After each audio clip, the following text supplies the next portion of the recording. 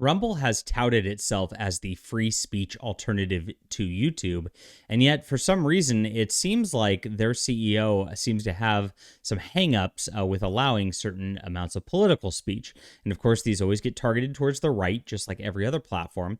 And there's been warnings about this for a long time. A lot of the people on the right, conservatives that I've talked to, were kind of hesitant on the Rumble platform, and for good reason. Now, this banning comes as an absolute shock to me, and an absolute shock to a lot of people on here, and we're going to get into that in just a second. So here it is. This is being reported right now from Joey Manarino. I thought that Rumble Video was the home of free speech that refused to censor. Why did they take down Nick Fuentes' speech then? They just banned Nick Fuentes from speaking on here. I don't care who disagrees with him or agrees with him. That's totally irrelevant. People should be able to hear other viewpoints, especially ones they disagree with and that go against the grain. That's why Rumble was formed, right? The fact that a platform that's supposed to allow all forms of speech and was founded because YouTube was too full of censorship is now censoring certain speech they don't like is pretty sad. Is it at all possible to have a platform free of censorship? What's the deal here? Is Rumble going to be the next YouTube? I genuinely hope the video was removed in an error, but I've yet to see any statement regarding it being an error. Having censorship-free platforms is imperative to having a nation. Without our First Amendment, America is nothing. It's what sets us apart from everywhere else. So Nick Fuentes has gotten into the news a little bit. He was actually reading from a Jewish book on how to treat Gentiles, and then applying that back and saying towards Jews as a sort of irony sort of thing, like look at what this actually says and believes. And of course, then people took it out of context and then said all that. Now, I don't often agree with Nick Fuentes. I'm not a big fan of his or anything like that. But I saw what he was doing in this particular instance, thought it was an unfair attack against him.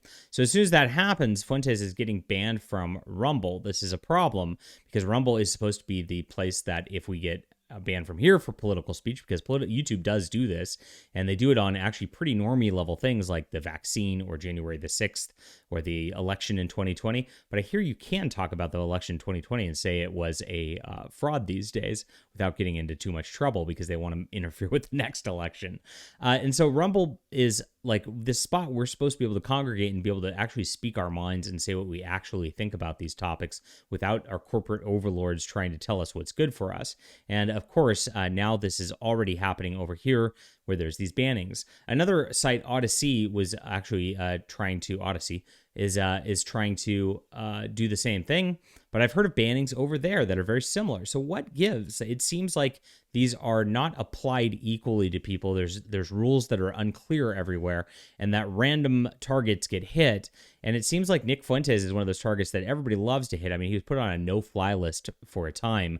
Like I said, I'm not a big fan of the guy or anything like that, but I don't think a guy should be harassed like this for his speech either. This is very disconcerting for me because I'm a person who, of course, gets targeted by corporations a lot, and I've seen a lot of my friends get similar, and I don't want to see anybody banned from these platforms. In fact, I'd like to see YouTube rip the throttling off my channel, which they put on for the last 6 months. I've gotten a little too hot a couple times on a couple of topics that they don't want me to, I guess, so the channel it doesn't get recommended like it did this time last year.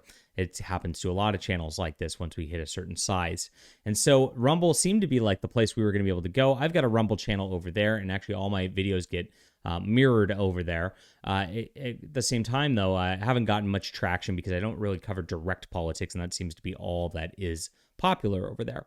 But since that's all that's popular on Rumble, since all that they are about is direct politics, you think when somebody is actually talking direct politics, they wouldn't actually want to censor that because that is the only appeal that their platform has. They don't have the masses on there. So only the people who are searching for hard right politics really are on Rumble to begin with. It seems like somebody's trying to kill their own platform to a degree.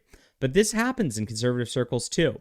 I've seen this happen more often than not, in that people in conservative circles try to be like, well, I'm the proper conservative and that person is too far right, and I'm going to show by demonstrating that I don't approve of this person that I am actually the morally superior person. And the left loves to watch us do this. When we do this, we actually cripple our own movements because we cut off a percentage of our base. And, even if America First is only a small percentage of the base, it's a hard right part of the base. It is a group that, of course, should not be banned and should not be censored and should be welcome under the big tent so that we can all discuss our ideas together. All right. Disconcerting news. I'll be following up on this as more develops. Leave a comment down below with what you think about this. Should people be banned from these platforms? Is there such thing as too much speech? Hit the like and subscribe button. We'll be back soon.